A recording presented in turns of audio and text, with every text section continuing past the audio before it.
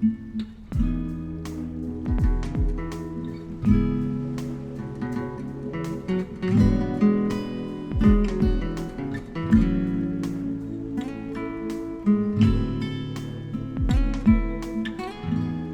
and thank you for listening to another episode of the Underground Treehouse podcast that discusses and reviews music of all genres. I'm one-fourth of your host, Ruben. Joining me as always is Marcos. Hi. Keenan. What up? And Isaac. Hello, hello. This week we're going to be reviewing the newest album by Icelandic sensation Bjork titled Fossora. My pick, but before I get into the reasons why I picked this, as always, we're going to give you our music recommendations of the week as well as our local beer recommendation of the week. Marco, start us off with the music. You already know what kind of binge I've been on. I've been on a binge of One Step Closer for the past 2 weeks. Bro, you've been on a hardcore binge for the past year. Yeah, but this specific band has been nonstop, replay value for 2 weeks. Anything by them, literally anything. What song were we just listening to? Leave the Gray. Great song. All right, so for my recommendation this week, I actually have 2 artists for you guys. What? Doesn't count. The reason why is I literally found them at the same exact time, and they're literally choose one. They're literally the same artist. It's weird, same sound and everything. It's weird. So the first one is actually the song is called Radio by the band Freak Slug, and the second is 2 a.m. by the artist Sarah Crean. And so Sarah Crean, she's kind of it's just solo, and then Freak Slug is more of a band, but the vocals and their sound, it's literally the same group. It's crazy. So that's why I'm actually recommending both of them. But I think I found Freak Slug off of TikTok, and then from them it literally led me right to Sarah Crean. I was like, whoa, this is literally the same group. It's pretty nice. But a very alternative indie, very Girl in Red sounding. It's really good. Check it out. Freak Slug and Sarah Crean. For me, something that I kind of wanted to kind of compare with this album would be an artist, Sia Rose. Is that Perfect? Is that how you'd say? Absolutely perfect. Oh, well, thank you very much. I didn't know that I wanted to do that because I found him literally the week before we started listening to this Bjork project, and I had no idea. One, that they had collabed. Two, they're kind of similar in some sort of, esoteric kind of way. And 3, they're both fucking tremendous and make up their own language and are just very, very prolific. The album that I'd recommend is the untitled one in parentheses. Yes. It's white.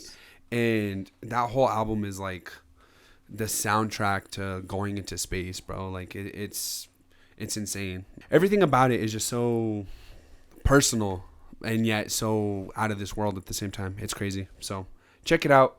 Sigurros, but it's pronounced Sia Rose. So check it out. Go ahead. There's a track on there. I think it's called Untitled 3, or it's Untitled number 3. Yeah. That song. Tremendous. Perfect. Tremendous. Okay, my recommendation of the week is going to be the song The Razor's Apple by pop punk / hardcore kind of / new metal band Fleshwater. They came out with an album 3 weeks ago called We're Not Here to Be Loved. Really, really good album. It's been something I've been listening to a lot. It's actually gotten in the way of my Bjork listening for this. It was taking up a lot of listening time, I will say. But I have to shout out The Razor's Apple specifically because it's one of the best songs I've heard this year. If you're familiar with Vane, the members of Vane are the same members in this band, but the lead singer of Fleshwater is the girlfriend of one of the members. I don't know who. Who's Anthony? Do you know who Anthony is in Vane? Anthony is the lead singer of Vane. Oh, okay. So the lead singer of Vane's girlfriend is the lead singer of Fleshwater. Damn. Power couple. Absolutely, man. Both really great, aside from some Albuquerque biases. Both great projects. Let them know. They were fucking with us is what it was. Yeah, dude. It's going to be a top album for me at the end of the year, but this song specifically is going to be one of my top songs of the year too. Super good, super catchy. Razor's Apple by Fleshwater. All right, our local beer recommendation of the week is going to be a very unique and special beer. one of the best pop punk / alt rock bands from Albuquerque, New Mexico. Right on, kid. To this day. Till this day, from the Duke City, baby, holding it down. They released a collab with one of the best breweries in Albuquerque, the Bowies Brothers. Named after their song Indigo, it is the Indigo Sour. Super unique, absolutely delicious. And it's not just, we're not just saying that, to be some homers. Yeah, it's actually. This is very good. I had 6 beers last night and I was faded as fuck. Yeah, so last It's night they had a release party. Shout out to Savings, another great pop punk band from here. Savings opened up for them. They had a little release party, a little release show at Bowie's for this beer. If you can get it on tap, it's amazing, but the can is just as good. Very limited, so you need to get it ASAP. That's not very common where you get really good tap and canned beer. Like, both of these are really fucking good. Yeah. Some beers are like either hit or miss, for both, but Right. This is delicious in any form. Big notes of like blueberry, 5.5%, man. It's real easy sipping, but very tasteful at the same time. It's a wonderful beer. We couldn't be more happy to support a band and a brewery that deserve it. All right. Fossora. Who knows? It's made up anyways. By Bjork. Word. Just want to ask, are you guys familiar at all with Bjork? Yes. Yes. Not even a little bit. Wow. Except for Pagan Party. Poetry? Poetry. Sorry. That's a good song though. The music video's fire too. Yeah, the music is a little risque. But in efforts of looking up this album, I wanted to kind of just see what she was about, And I just listened to that one song because I didn't want to like have my, opinion influenced. Listen to that song, banger. Anyways, continue. Yeah, definitely. So you guys, Marcos and Keenan, you two that are familiar with Bjork, and anybody else who has listened to Bjork, you are very familiar with the type of artist she is. She is not anybody that you can really put into a box. She's always reinventing her sound. She's always doing something new with not just the instrumentation or anything like on a sonic level. It's like the content of the lyrics and the content of the songs itself. It's always something new. She's not an artist that you can really put into any box other than maybe like experimental. You know what I mean? I love her past work, debut, fucking post. What's yours, Keenan? Can I just say that this man talking right now is literally wearing a Bjork sweater I am. Check the Instagram. That is true. Very true. to say I can't even no. She's like literally what? Like probably like top 10 for you? For me, all time, yeah. She's a top 10 artist for me for sure. She's I mean it's really hard to say that no artist has a bad album. But I don't think she does. She has stuff that I don't listen to as much, obviously. Maybe stuff that I don't vibe with as much. But bad, no. Well, this is her first. Ooh. Come on, bro. Let's get this shit started. I'm ready to roll. Yeah, he has the heat. He has the hatred locked and loaded. Hey, don't get me wrong. Debut, post, Verspentine, all that shit. Bro, That shit goes hard. Verspentine, yeah. Verspentine. No, man. And that's the thing too. Like even if you don't agree with that sentiment, she has such a big body of work and it ranges from so many different sounds and ideas. Like a casual fan can find something that they like from Bjork. You know, coming from an artist that put out their debut album in the 1990s, 100%. Yeah. Even if you don't like Bjork, you can listen to her band, The Sugar Cubes. You probably fuck with The Sugar Cubes. Beautiful. Absolutely beautiful. So with all that being said, anything she comes out with is going to pique my interest. I can't see a new Bjork album and not listen to it. So yeah, I just wanted to see what you guys thought about it. I was going to listen to this project anyways. I just thought, why not? I think this will be a very fun project to dive into. And it was.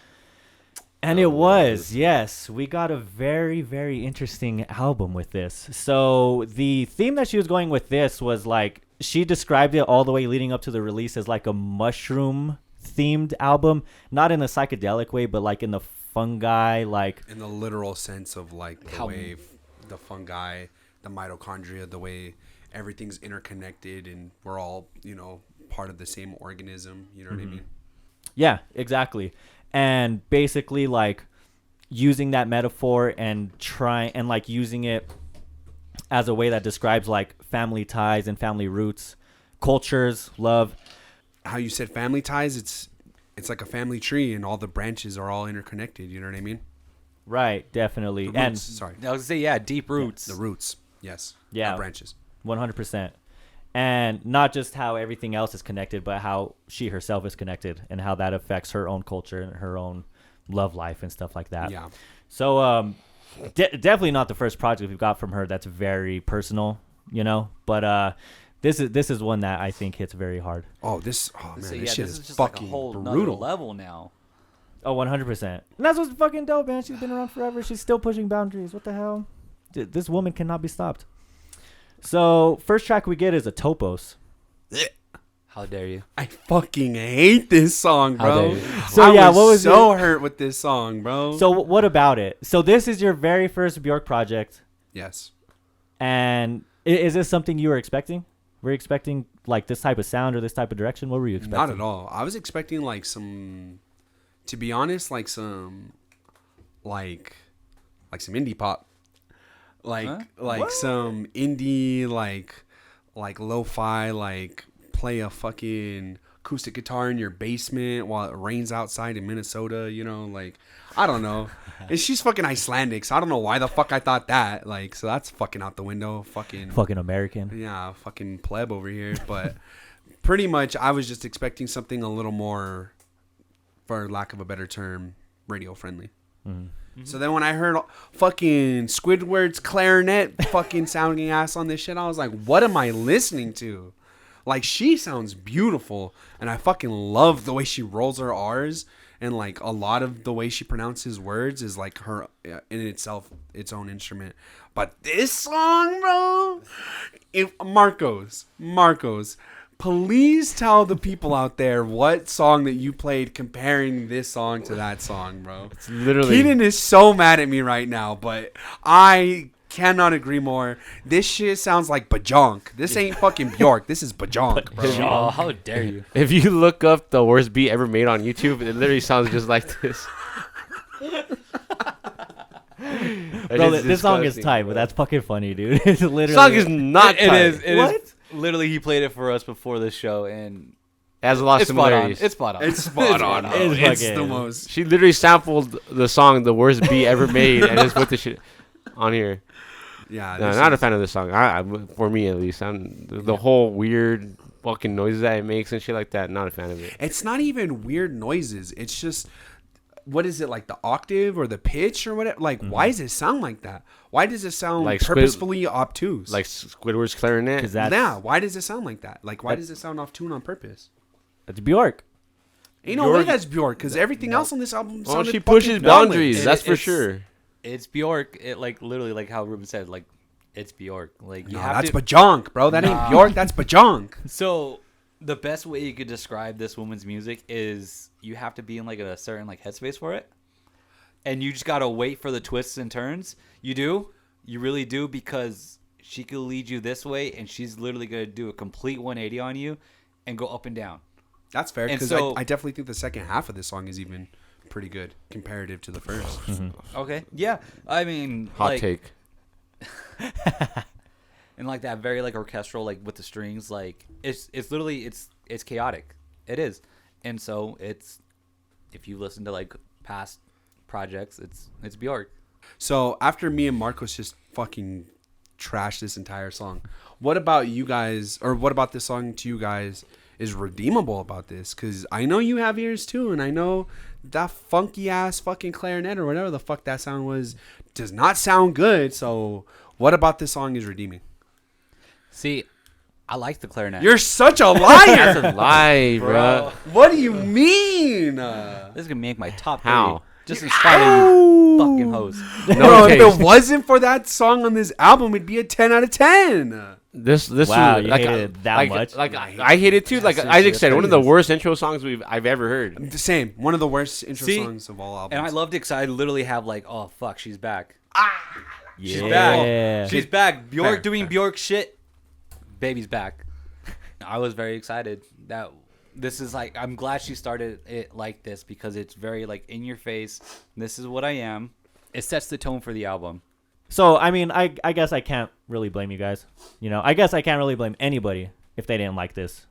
Not even just this song, but this album in general, because This is very, very obtuse in terms of sound. Again, that's kind of a theme, especially with the last couple albums she's done. If you dig back into her older discography, or if you dig back into her older music, you'll 100% get stuff that's a little bit more accessible, and a little bit stuff that's a little bit more easy listening, quote unquote. Yeah. So I don't think you guys are wrong in that sense at all. But I don't know. I'm with Keenan too. I like it. It's like Bjork making a statement, essentially, like, because you can start off with something that's a little bit more calm for an intro, or something that's a little bit more like easing you in. This shit don't ease you in at all. You get these wild ass clarinets right there, and she's fucking belting out her lyrics too. And then for the song in the second half to end with that real hard thumping bass. I did like that. Heavy bass. Like that. Heavy bass. Heavy bass throughout the whole album. Throughout the whole album, yeah, I like that smart part of it too. Just in the background the whole time, it was really nice. Now I will say, my least favorite song. There is a song that I do agree with you guys as far as like your reasons why you don't like the song. Is, I hate to say it, but Ancestress. Oh, so sad. The fifth track. How dare you? How dare you? So this is one where it's like, man, it's like a double-edged sword to me, dude. Like, I love Bjork with what she does. I love these fucking crazy concepts, and I love the abstract nature of her music. I love that she doesn't fit in a box. But to do it for 7 minutes in a song is just like... So you said something, Isaac, off air. You said she'll do something in like small 10-second passages, and then it'll switch up, and then it'll come back for another 10 seconds. Right. That's basically this song. There's certain passages I like, and they last for about a minute, but then it switches up so much, and it's just... I kind of feel bad for saying it, too, because it's like a big, epic song about her mom, who is a recurring theme on this album. Right. But I don't know, dude. I think just to stretch this over 7 minutes was a little taxing. I can't say that I really like the song as a whole. I like sections, but not as a whole. 7 minutes is a fucking long-ass time. For any song, especially for something this abstract. Yeah, that'll get you tired real quick. It has to be a really good song for you to stick around for 8 minutes, 7 minutes. Facts. So that is fair, but it's the theme of the song, like you said. It's about her mother who did pass away, and it was literally actually the second tribute. But coming off of the song before it, which is also about her mother, that's why I was interested the entire time. And I'm fucking tired of listening to your mom. Completely agree. Oh, that's why I love it. That's why. I don't agree with that. I agree with what Keenan said. Relax, dog. This fool literally wearing a Dying Wish shirt, so I wouldn't expect anything less. Yeah, right? Shit. My bad. No, you're good. But I think that's what it was. I think the way it was set up sonically, coming right after that the track before it, which is Sorrowful Soil. Mm-hmm. Perfect. It's the theme of it. That's what kept me hooked. And there are some parts of it where it's like, but a majority of the song I do love. So that's what I was telling Ruben earlier too. Is a lot of this album, the reason why I couldn't get into it was because it was really like a bedtime story. Like, I got those vibes off the whole fucking time based on the lyrics. Because at some point, I was drowning out the instruments because I fucking hate the sound engineering behind this album. But the lyrics, like, they're alright. Like, it kept me really intrigued, and it sounded like a fucking movie, like a script. It sounded like someone was like just put on a soundtrack in the background, and it sounded like a script. Yeah, bro. She said, love is like a muscle, and you gotta exercise that shit. Bro, to get your son to come onto this track with you, yes, dude, and sing about your mom and your grandma, dude. Yeah, that was bro. Real gross. Quick, can I read verse 4? Please, bro. When she says the machine of her breathed all night while she rested, revealed her resilience, and then it didn't, bro. Oh my god, that's why I say you have to be in like a specific like mindset. You got to be ready. Fucking mindset, dog. Bro, you can't go to the gym and just start fucking lifting weights to this. And you even said that is very true. And you can into one song. You can into one song. None. Victimhood, bro. The blast. None. Are you kidding me? I'll hit my PB real quick. But you even said when you're working, you couldn't even listen to this. Yeah, because I wasn't in the right mindset. Because again, my job is very fast paced, and I cannot listen to this very soft sounding music during that time. But once I got to a quieter setting, I put it on and it was perfect. Yeah, and that's the whole thing that I was talking about earlier. Was it's not casual listening. You especially this album. Maybe Bjork as a whole, you could probably find something casual. This is not a casual list. You can't just throw That's this shit true. on in the That's background. That's fair. But yeah, going back to lyrics. Yes, I do like the lyrics a lot. I want to go to verse 3. I love this. Dyslexia, the ultimate free form. She invents words and adds syllables, handwriting language all her own. That's such a beautiful way of not even just describing your mom, but just describing dyslexia in itself. Like, and it's perfect because this woman herself makes her own fucking words. Literally, the she's literally taking album title is literally a made up word that she just like, let's just throw these two words together. This is what they used to do. Watch me do it now. Mm-hmm. Perfect. Let me add my own feminine twist to it. You know, a lot of the words have like the like men, you know, like the man version of it, the masculine version. There you go. And then she like feminizes it, you know, and but like in a beautiful way, you know. It's fucking weird. Yeah. She has one that's like, she combined two words that meant like mother and death. Yeah, but she made it sound so beautiful. You know what I mean? Like, probably your dead mom, dog. What's up? That's no, chill. That's not how I meant it, but no, I completely go ahead. Oh no, so that's actually in the song. There we go. Exactly. So the word is Mort, it's like martyr mort. Yeah. Martyr mort, from the Latin roots matter and mort, mother and death respectively. Yeah. So crazy, man. That's insane. So crazy. I could see why you didn't like that song though. 7 minutes. It's long-winded. It's long-winded. It's long. It's very long. And I'll give you that. But like Keenan said, bro, the combination of like the sadness from Sorrowful Soil to this one, like being more uplifting and like shedding a light on who her mother was and not what she ended up being, and not just talking about her illness. It was enough to get me past the fucking the more drawn out parts. But I could also see being like not even bothered with it in the sense that like it's fuck, dude. Okay. Yeah. Okay. We don't need a 8th verse, bro. Okay, we get it. You know. Yeah. But even reading the Genius annotations about this song, she wrote this song like years before her mother passed, and it was like pages and pages and pages long, and she had to reduce it. And the fact that she reduced it to exactly what was said there is, I think, perfect. There's not a wasted word. There's not a wasted syllable. Every little thing is perfectly crafted. It's a piece of art, and it's its own thing within its own thing. You know what I mean? It's a piece of art in its own album. Those two songs back to back, I should say. I do want to go back to Sorrowful Soil though. Ooh. So the Sorrowful Soil, the way it was described, I think by her actually, is Sorrowful Soil is like the eulogy to her mom, and Ancestress was like the epitaph. I forget how it's said, or it's like the big long form. Well, I don't even know. It's like the way like one is like a recap, like a recap of the life or something. Yeah. Like What is that, that? An obituary? No, it's called the epitaph or something. What I read was that's usually what's inscribed in headstones. So this was essentially like the epitaph. So leading up eulogy. No, the eulogy was Sorrowful Soil, was it not? Yeah, is that not what we're talking about? I'm sorry. Oh no, I cut this, but no, you're good. Yeah. So I was saying Sorrowful Soil is a eulogy, and because it's, I think it says which one's which in the annotation. So maybe Sorrowful Soil is a eulogy. Yes. Okay. And I'm just trying to find it for you. That's all. No, you're good. Thank you for doing that. So these two act in that companion piece in that sense, right? Right. So how Ancestress was real like big, almost epic sounding, very like long and drawn out. Lyrically speaking, yeah, Sorrowful Soil is the same, but it's very much stripped back in the sound. It's fucking sad, bro. Very sad. There's like a choir backing the lyrics, and it's the layered vocals, bro. Yeah. It's the layered vocals that add to a fucking haunting effect of sadness on this track that is so powerful.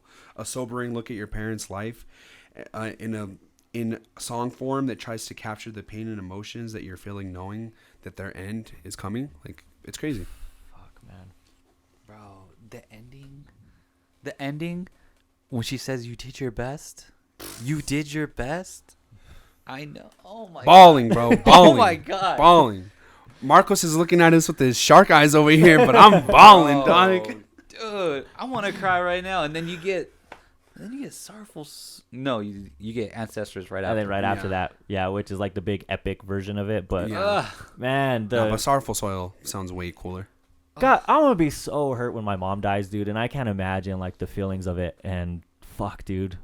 But in a way, I feel like this is going to be like helpful for us, 100%. especially if you have a close relationship with your mom. Like this album is like her grieving in real time. You know what I mean? right. It's almost like what Lingua Ignota did with her past traumas and put her traumas into music. And this is like the same thing. You know what I mean? And I say Lingua just because, you know, she's off the top and I love her. But I mean, a lot of artists do that, right? But not many that I feel like I can go back to them and be like, oh, now that I'm going through whatever they're going through, listening to this makes me feel better. Like, Right. I know for a fact when I read this shit or listen to it, it's either going to make me cry or it's going to be very helpful or both. It's probably gonna be both. It's but, probably gonna be both. But the crying is probably the essential to the Yeah, true, feeling true. better. You True. know what I mean? Yeah. It's cool that it's They're done not in mutually like exclusive.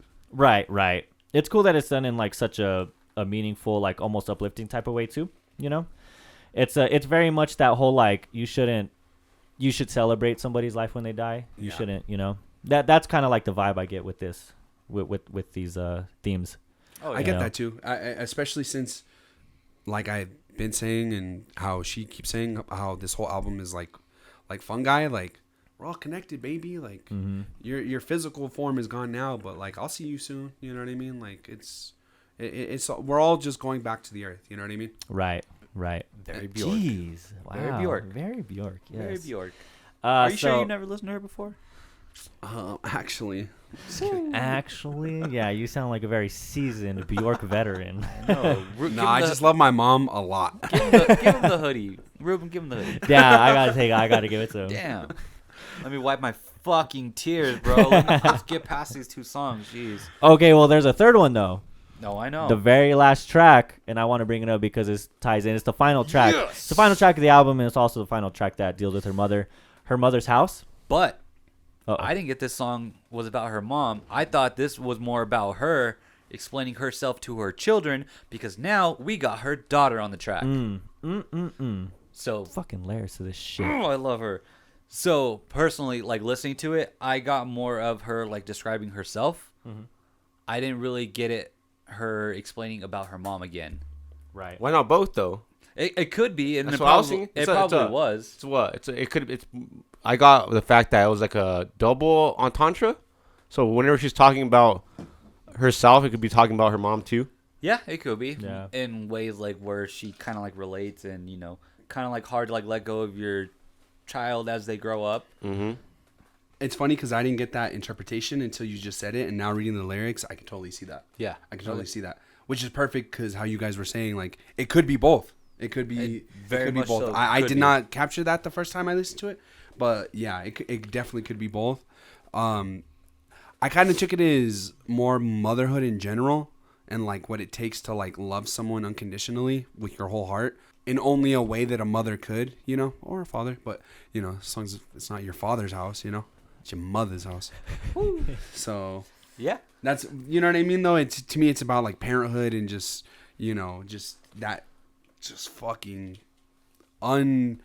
unwavering love that you have for your child. And I fucking love that, bro.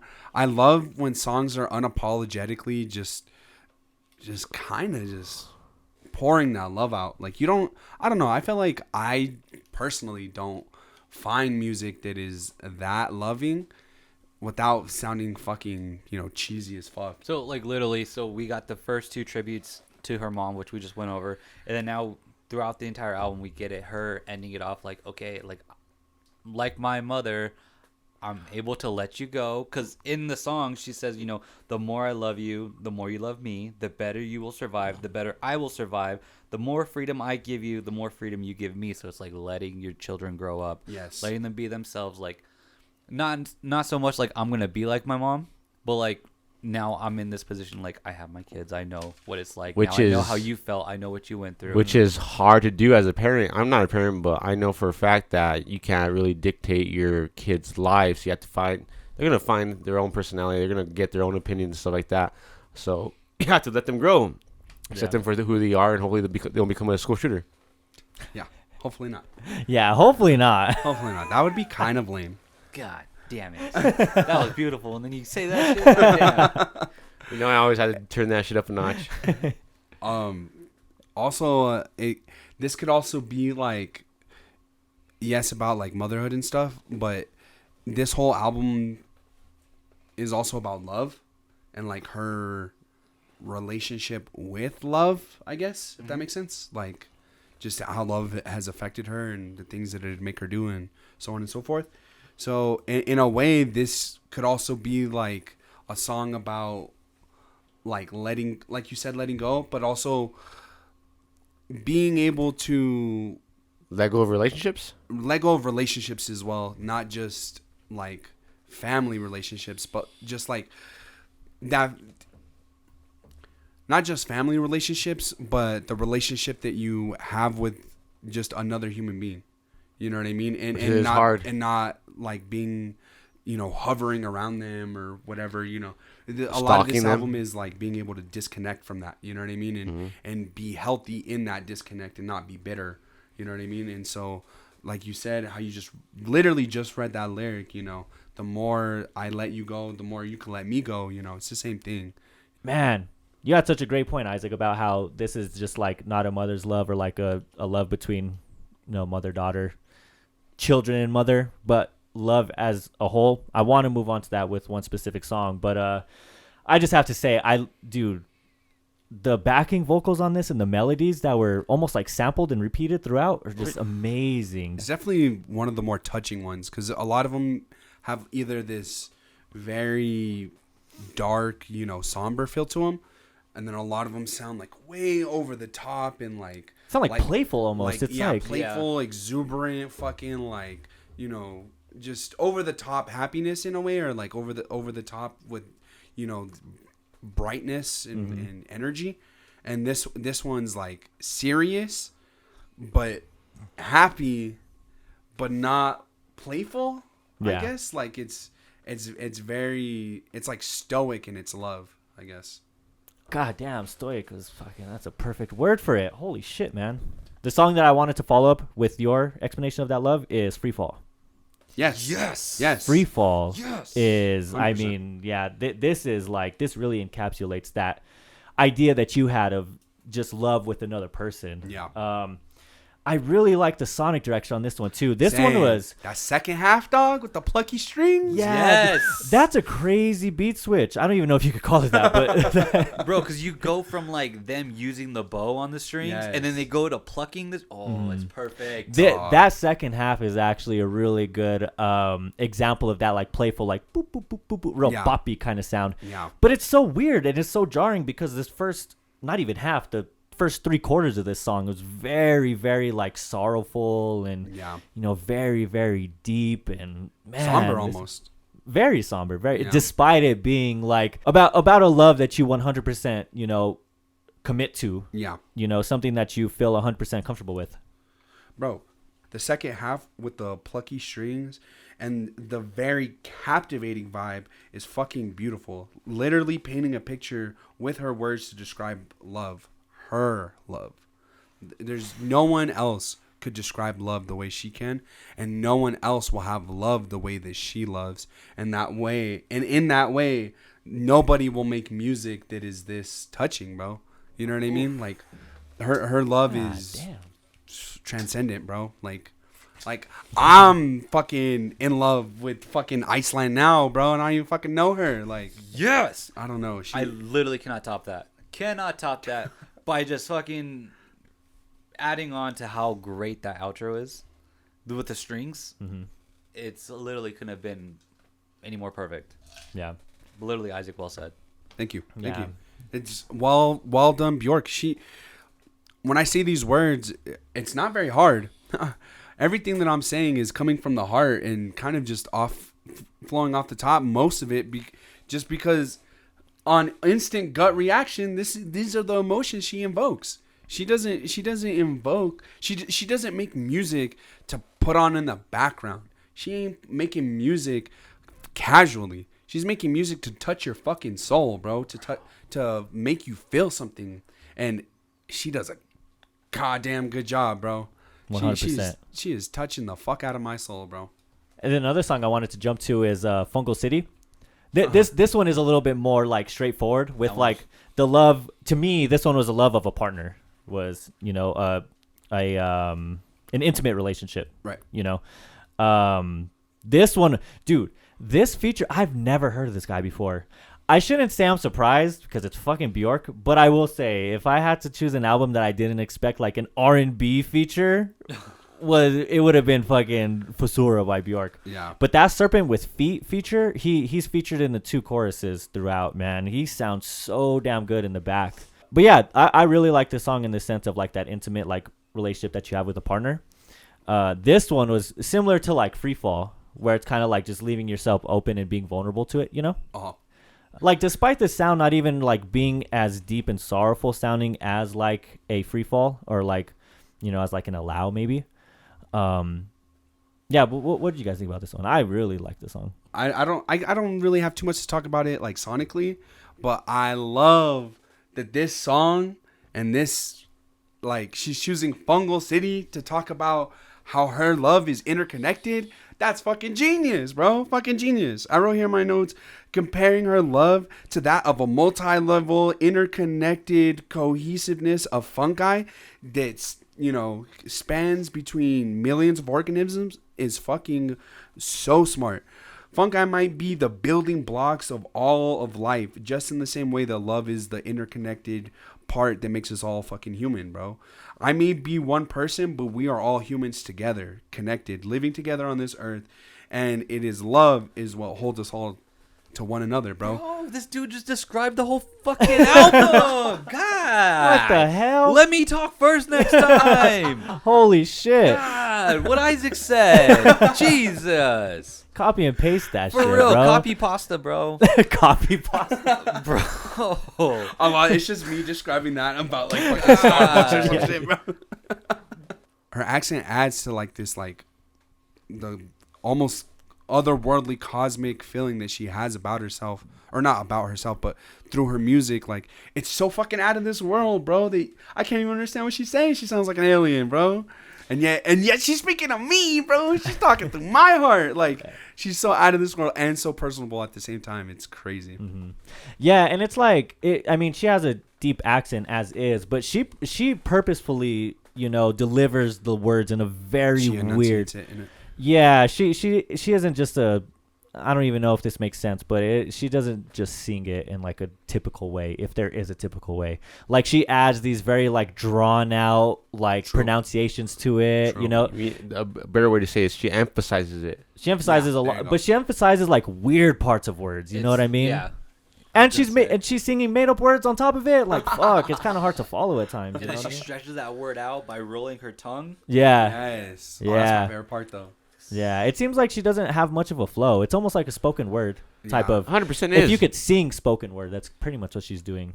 Now going to a song that's pretty much different from the entire album, sound-wise and lyric-wise, is "Victimhood." The best song on the fucking album. Explain why. Victimhood, bro. Why is it the best song? Do I need to say more after the first fucking 5 seconds and you hear those fucking blasting ass Haunting beats, intro. bro? That was straight from the album. That wasn't me. That was from the album. We're probably gonna get copywritten because that's what it sounded like. That shit is hard as fuck. Shit sounds so sinister. Belongs in a Robert Eggers film. The clarinet sounds way better on this track, talking about victimhood and the impact it has on your life if you let it, owning up to what happened, recognizing that it was bad, but not letting it control or define you. Sonically, bro, that shit made me wanna fucking Dude, do it's- some fuck shit, bro, in black it's and white so- millimeter on a fucking 70-inch fucking theater screen, bro. Like, 100%. It's so golly. ominous. It's so So ominous. It's very ominous. droning, Perfect. and it has like this weird like. It has this weird like drum track kind of mix, and it's like a metronome, like, yeah. and it's real stripped back, but it's that weird drone like synth. It's like a tuned down synth, just like blasting you in the face. Yeah. And the song eventually leads to like a little bit more of like a quote unquote rhythm. Like it leads to a little bit more structure. But this that song, first half was gas. dude, it's just If this album had a color palette, this would be the darkest. this would be straight black, dude. This would be black. Whoa, Really? I would say so. If not black, I would probably say this song. I get like a deep purple from this song. Okay. 'Cause I was gonna. Well, not to jump ahead. It'd be Jump that. ahead. It'd be that second instrumental. That would be the darkest. Yes. That's why I Okay. say that would be the darkest. Okay. But I do get what you guys are saying. This would be a dark color if it was a color palette. But that those horns, was it a Yeah. horn at the end or like not the end, but like throughout like the middle to the end? Was it a horn or was it like a keyboard of some sort? I thought it was a horn. See, I but- put horn, but I said maybe keyboard. The highs and lows of that horn I loved throughout the entire, and then the like that drum machine in the back. Yeah. Like I loved that throughout the entire song. But it's just the story just it hurt me. Why? Why her? Why her? Why is she playing the victim right now? Why is she the victim? Like the entire time I was like, who did this to you? You're like the Arthur meme. You're just holding your fist Yeah. up, Holding my fist. ready to fuck someone up. And it still even has like a positive outlook. It's overcoming that. That's the victimhood, thing, Yeah, too. 100%. Like even though I'm pissed off, I'm like, well, fuck. because even the instrumental, mirrors that. Like how you said, how it like brings it back up. Yeah. After being so fucking foreboding in the beginning, you know what I mean? Like, bro, if that was a 10-minute track of just the first half, bro, I don't think I'd ever have to listen to another song ever again, bro. Shit was so good. But you're right. Who hurt you, baby? But also, who gives a fuck who hurt you? Because obviously you've moved on and you're a fucking better woman for it. Word. I've kind of touched on my tracks. Are there any other singular tracks you guys want to touch? Or not even just tracks, but I mean, is there anything else you guys want to touch on specifically? I just want to say for the second instrumental track, that shit just sounded like an A24 movie trailer type beat. That's what that shit reminded me of. And then Mycelia literally makes me feel like I'm walking through a Icelandic forest drawn by Dr. Seuss. That shit sounds crazy as fuck. Word. I will agree with you, Keenan. So that second one, Which is it's Trolla Gabba. okay, yeah, we'll say that I mean I don't know. I don't know. Her It's Icelandic, titles bro. be crazy. for real. But I do agree with you. I mean, Victimhood to me was the darkest sounding, but this one is a very close second. And it's just an instrumental. It's scary. very It truly scary. was. A24. I mean, Bro, shit. literally, so right here, like this song genuinely scared the shit out of me the other day at work. Bro, out there in the dark, walking, like this True. song was scary. I'm not trying to listen to Bjork in Albuquerque after 5 o'clock. What the fuck are we doing? Right now. Yeah. Yeah. But from the off like the first listen, just like to add some fun to it, I got like ghost level like Mario 64 sound. Okay, Nice. okay. I can see that. That's funny. Yeah. I didn't see it at first, I but can I see can see that. it now. So like I got some. That's why That's I got some Mario 64 like ghost level. But off the first couple listens, It was jarring yeah, for Got sure. it. in a good way. Yeah, exactly. especially because like Mycelia is so like upbeat. Yeah, And Goofy. it was the whole song was made out of acapella voices Was and just chopped up. There's no beat to that. Like there's no like instrumentation. The second one has instrumentation, Right. but that first one is just voices chopped in. I was gonna say That's screwed. It's not crazy. I didn't know screwed, that. Yeah, I didn't. but they're just chopped. Listen to it. It's literally just like brr, and then it'll be like buh, buh, buh, buh, like it just chops. The only After Effects sound is there's one where she does this like low whoo, and then it like do do do do do do do. Yeah. That is obviously like a computer generated Unless sound. you're Scatman and Crothers. Facts. Yeah, you might just be hella talented. Otherwise, it's just like sampled voice human sounds. Fun fact, one of her albums, the whole, other than maybe some piano and some strings thrown in, the whole album is produced solely through human voice. That almost seems like obnoxious, but it's probably You need to fire. listen to Fire. it. She gets it called? these like, it's called Medulla. Okay. And the album cover is almost like some Marilyn Manson like black metal type Let me shit. see this shit. Look. So she's wearing like, cause it looks like the Mickey Mouse ears. She's wearing like a half like black okay, mask. okay. Yeah. I see it. But yeah, that whole album, like I said, other than maybe some pianos and strings, the whole thing is backed by choirs. It's backed by vocal samples. It's a really unique project. It's my top 3 from her. I really like that album. But yeah, that's basically what this first instrumental reminded me of. Fair. Good shit. Anything else? Go ahead. I just have 2 more just real quick. I just want to touch on track 6 real quick. That shit is fucking gas, bro. It's the first time that she speaks all in Icelandic, and I guess it's a poem. It's a poem. And I don't even know how to pronounce the name of the song, but it translates to how beautiful it is in the fjords. And that is, bro, the piano and her voice and her native tongue. Oh, dude, that shit is fucking heavy, bro. That shit is so sick. Also, I just on the second track, I just wanted to say that the whole song being about a cycle of love and the way that it affects your entire part of you, your past, current, and future selves, going from an idealized concept of love when you're young to heartbreaking, working together, letting go, and moving on in a healthy way at the end. Sometimes we have to be the change that we want to see in ourselves so that we can be the change that we want for others. The fucking horns dance so gracefully over the harsh, erratic, electronic beat. It's so fucking dark, and then it turns triumphant the more in the same way that a person can grow. And I just fucking love that, bro. It's a Sufjan Stevens type beat. Sufjan type Stefan. Yeah. I'm sorry if I got a little jumbled there, but this whole album just gets me all excited, bro. I fucking Should. love this shit. As it should. And also, Allow is just a really, really sick, very dope, stark contrast from the song before it. So bright and full of bliss. One of the more straightforward songs sonically on the album, but the dual singing is perfect. Allow yourself to grow, stay rooted, but also flexible. Angelic. And who helped with that song? Oh, Motherfucking Orca! Bro, that shit is gas. Bro, why is Arca on this? Please tell me.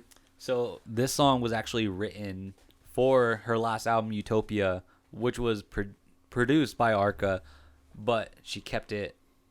I don't know why they make the album. I don't know if she. like why it was kept off? Yeah, or why it was kept off. But she pretty much, it was written during those sessions, but instead of releasing it with Utopia, she just saved it and then released it for this album. Yeah, and that's interesting. That's why it ends up sounding so different, because this thing was in production way before this album was. Oh, yeah. So. Oh, you have something? Yeah. Oh. The title track. The self-titled track. Oh, Fossora. yeah. So, I actually, I really do, I really do like the song featuring Casimir. Try it. Yeah. I'm surprised this song actually didn't stick out to Marcos, because you got some heavy techno styles in this one. True, very true. It's too chaotic for me. Word. I mean, That's funny, because I thought this one is a little bit more straightforward. Compared to the other fucking tracks, yes. Yeah, it was like because the whole theme of the album is the whole the mushroom theme, and the song literally is just like talking about like mushroom growth. Right.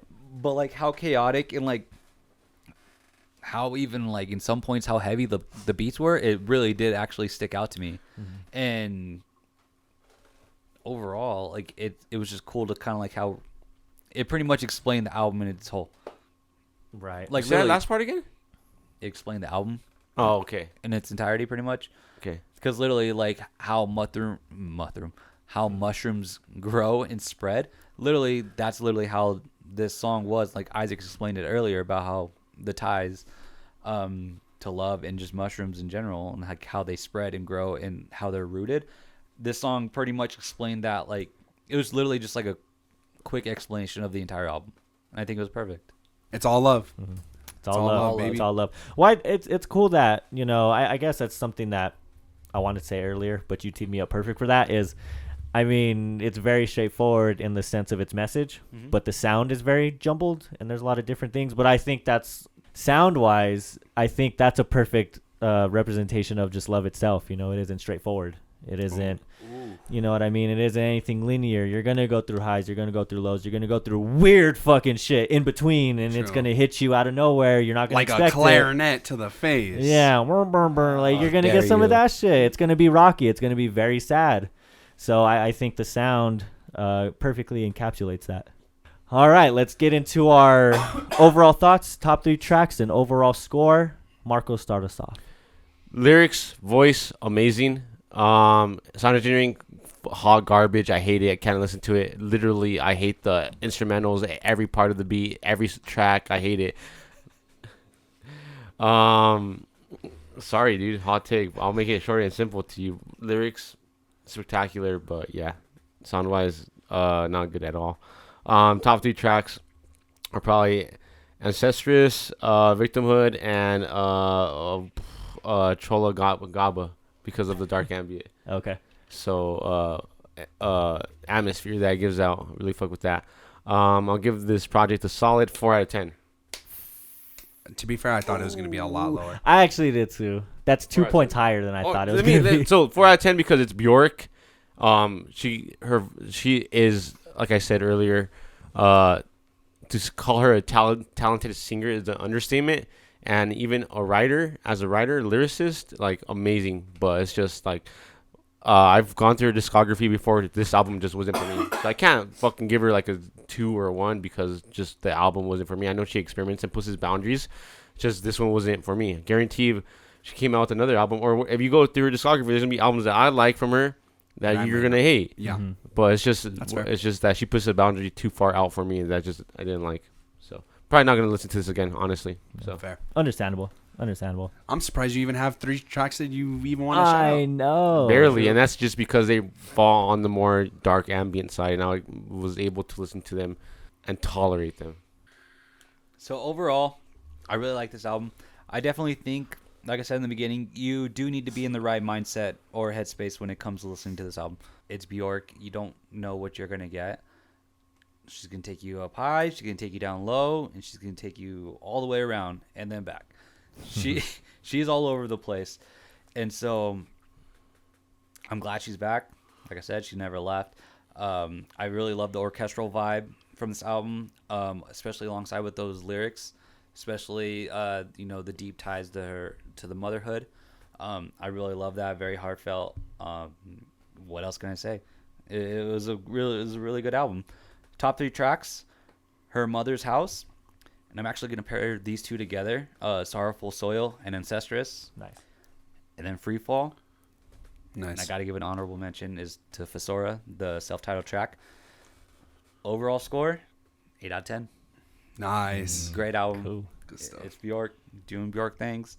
Please listen to it. If you've never listened to her before, please do not dive into this. Please, start off with something earlier before you dive into this if you've never listened to her. But if you have, I'm sure you're right alongside the rest of us. 8 out of 10. Man, fuck all that. this is my first Bjork album, and I love that shit. You can start wherever the fuck you want. I'm just kidding. You're right. This shit is obtuse. And start somewhere a little You had more to manageable. force yourself to listen to this because of the podcast. No, I mean, I wouldn't have listened to it if it wasn't for the podcast, but I'm glad that I did. For this being my first Bjork album, I guess my biggest thing is, what the fuck have I been doing with my life this whole time, bro? This woman is a fucking godsend, bro. She is immaculate. She is the fucking reason why the fucking water moves in the ocean and the fucking mitochondria thrive in the forest, bro. Shit. She is amazing. Talk that She's shit. an Icelandic goddess that was kissed by ice. She is otherworldly, bro. I literally am very shocked that I've never listened to her. So yeah. Oh, but getting to the album, first Bjork record, and honestly, I was blown away. Like, this shit is way fucking better than I ever could ever have expected. I didn't think I was gonna be this emotionally attached to a album from an artist that I'd never listened to. Like, this is a shooting star, bro. Like, you don't find shit like this very often, and because of that, like I have nothing but endlessly positive things. And maybe I'm fucking deriding, but who gives a fuck? Like if you have a fucking soul and you listen to this shit, like you'll see what we're saying. We're not just blowing smoke. Yeah, we're giving her flowers, but she deserves every fucking petal on all of those flowers, bro. She is a one of a kind being, and that's coming from someone who's never listened to anything else but this. So again, I'm very excited to hear what you have to say about the rest of her discography too. We're gonna do a marathon, boys. We're gonna listen to all of them all in one night, bro. Yeah, That's impossible, actually. It's like it might take fucking like 36 hours long. yeah. Fuck it, strap in. But Mhm. with that long-winded ass fucking shit out of the way, my top 3 tracks have to be Sorrowful Soil, track number 6. Sorry, can't pronounce it, and Victimhood. All 3 of those tracks are pretty fucking heavy, and that's pretty much why I like them. With that being said, my final review is 8.5 out of 10. Woo! And it would be hard too if she didn't have no fucking Squidward ass fucking song at the beginning. Intro. So what the fuck? That's funny. Yeah, so it's kind of hard to not parrot what everybody else has said. I absolutely love the direction that she took with this album. Again, you know, being a fan of Bjork, you're always expecting something new, and it's fucking dope that after all these years, she's still pushing boundaries. She's still doing stuff that's hella interesting.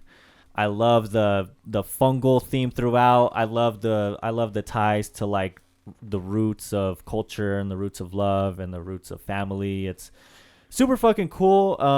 You know, honestly thinking about it, I guess it's kind of like a metaphor or like a comparison that seems very obvious, you know, but you don't realize it until somebody else does it, you know, like, and it could just be like a show of how great her songwriting is, you know, the way she explains it and the way she presents it. It's like, oh, well, no shit. That makes sense. Of course it does. Right. But had she not done it, I wouldn't have thought of it. You know what I mean? That's fair. You know, Genius did help a lot for this. Genius, album. yeah. Shout out to them, man. But I do like the direction the sound went in. You know, I like these very obtuse ideas. It's not anything new for her. The sound might be, but the ideas aren't. But I will say, I don't know if this album has the replayability for me. It's there's definitely some songs that I can really go back to.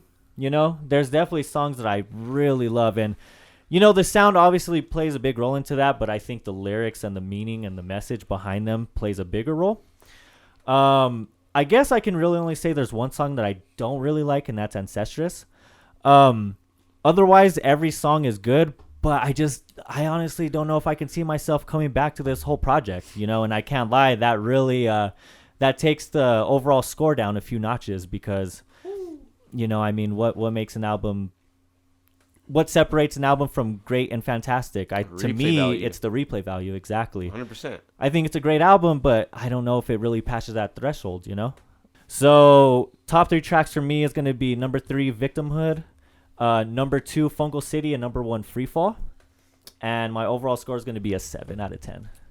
Which, it's like, even to me, that's pretty low. Even to me, it seems low, but I don't know, dude. Like, it's such a good project. I don't know, but I just can't see myself revisiting it that much, you know? Who knows? Maybe I'll have a different opinion in a couple months. I give it a 4 out of 10. You sure did. Yes. You sure did. And we want to know what you guys give this. Thank you for listening to the podcast. If you've listened to it, let us know what you think. If you haven't, I think it's safe to say you should listen to it and then let us know. Where can they let us know? At the Underground Treehouse Pod on Instagram. Yeah, it's not going to be for everybody. If it's your introduction, you might be like Isaac and love it.